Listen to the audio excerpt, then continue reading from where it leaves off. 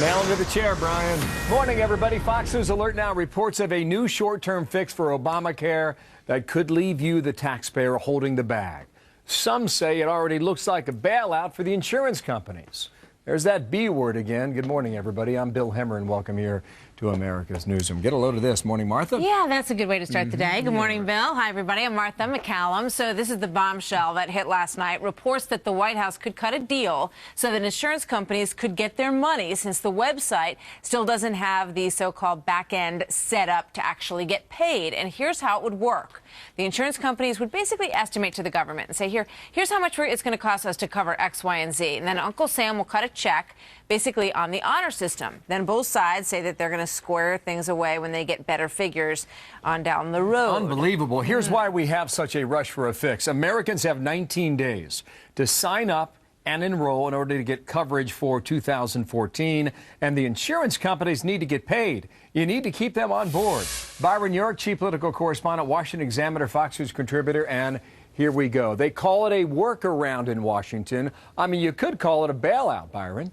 Yeah, you sure could. Good morning, Bill. The thing you have to remember here is the subsidies that we've been talking about for months. They're not paid from the government to each individual person who then purchases insurance with them. They're actually going to be paid from the government to the insurance companies on behalf of each individual person. Well, the website was supposed to figure that out. A person applies, they enroll for coverage, it determines the amount of subsidy, and then it tells the insurance companies. Well, that part of the website is not even built yet. It's not buggy, it's not malfunctioning, it's not even built yet. I mean, that is just derelict. I mean, really. I mean, think about how long you had to set this up. This is like arbitration. We're going to decide that later. Right. So, I mean, you're right. This law passed, was signed into law 3.5 years ago. So the workaround is this. The insurance companies will estimate how much the government might owe them for subsidies, and then the government will cut them a big check, maybe multi-billions of dollars, and then they'll just figure it out all later when the computers are actually working. And you wonder, what if the government overpays? I mean, you think that taxpayer money's ever coming back? How's that going to be gotten back? Absolutely. Look, it's ripe for fraud, but perhaps more importantly for just huge mistakes. I mean, this is a very, very inexact science here, and it will involve billions of taxpayer dollars. Well, listen, yesterday the president said the law was working, but the bottom line yet again today, Byron, is that the errors are not fixed, and we don't know when they will be. Fixed. Yeah, you're right. What we do know is the Obama administration, when all hell broke loose in October, they started working on the front end of the website, the part that consumers see first, and they fixed some parts of that. But the back end of the website, where the subsidies are calculated, where the actual purchases take place, have not yet finished. And look at Obama's event yesterday at the White House. He highlighted the stories of 4 people. 2 of them were young people who had benefited from that keep your coverage on your parents till you're 26. Another one benefited from the removal of lifetime caps. The third was a doctor who wasn't sick at all. None of the success stories the president mentioned yesterday had actually purchased affordable coverage on the Obamacare website. Yeah, and again, I just want to underline this point. You've got 19 days until hundreds of thousands need to be covered. That means they need to be enrolled, Byron.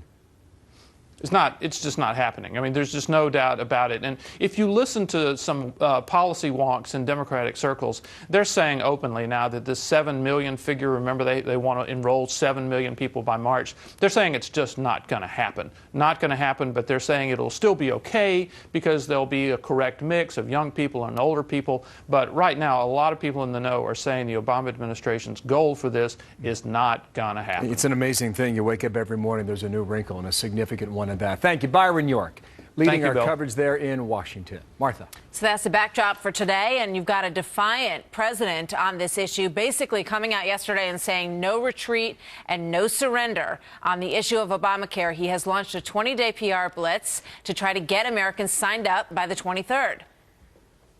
I've always said I will work with anybody to implement and improve this law effectively. You got good ideas? Bring them to me. Let's go. But we're not repealing it as long as I'm president.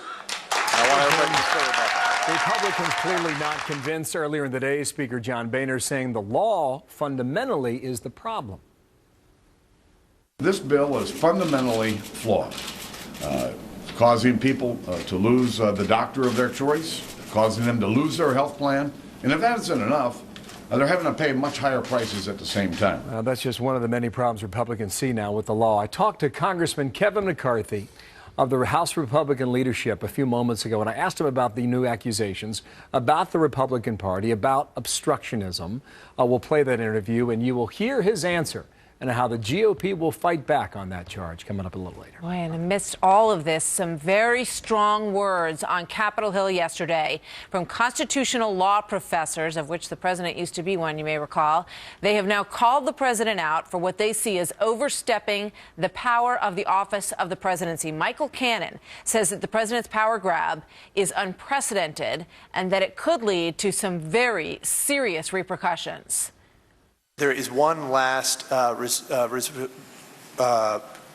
thing to which the people can resort if the government does not respect the restraints that the Constitution places on the government. Abraham Lincoln talked about our right to alter our government or a revolutionary right to overthrow it. And that is certainly something that no one wants to contemplate. Wow, that was very interesting yesterday, and the whole thing was overseen by the chairman of the House Judiciary Committee, Bob Goodlatte, and he will be here to talk to us a little bit about what that was like to be in that room and hear those kind of possibilities. Twitter question of the day is this: do you think the president is over the constitutional line? Send us your tweets for the next 2 hours at Bill Hemmer and at Martha McCallum. Looking forward to your interview with Bob Goodlatte coming up in about 25 minutes on that.